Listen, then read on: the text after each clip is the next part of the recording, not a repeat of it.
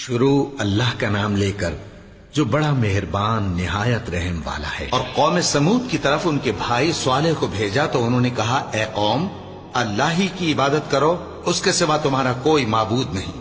اسی نے تم کو زمین سے پیدا کیا اور اس میں آباد کیا، تو اس سے مغفرت مانگو اور اس کے آگے توبہ کرو۔ بے شک میرا پروردگار نزدیک بھی ہے اور دعا کا قبول کرنے والا بھی ہے۔ انہوں نے کہا کہ صالح، اس سے پہلے ہم تم سے کئی طرح کی امیدیں رکھتے تھے، اب وہ منقطع ہو گئی۔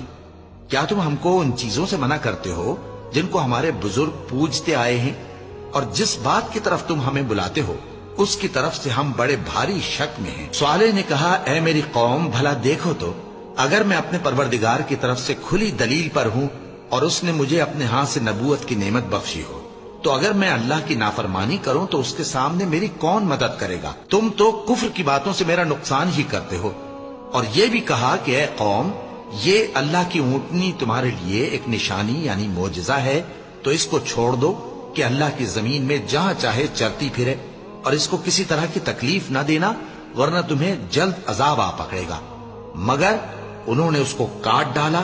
تو صالح نے کہا کہ اپنے گھروں میں 3 دن اور فائدے اٹھا لو، یہ وعدہ ہے کہ جھوٹا نہ ہوگا۔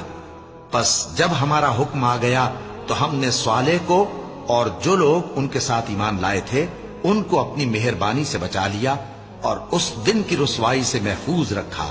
بے شک تمہارا پروردگار طاقتور ہے، زبردست ہے۔ اور جن لوگوں نے ظلم کیا تھا ان کو چنگھاڑ کی صورت میں عذاب نے آ پکڑا تو وہ اپنے گھروں میں اوندھے پڑے رہ گئے، گویا کبھی ان میں بسے ہی نہ تھے۔ سن رکھو کہ قوم سمود نے اپنے پروردگار سے کفر کیا، اور سن رکھو قوم سمود پر پھٹکار ہے۔ اور ہمارے فرشتے ابراہیم کے پاس بشارت لے کر آئے تو سلام کہا، انہوں نے بھی جواب میں سلام کہا۔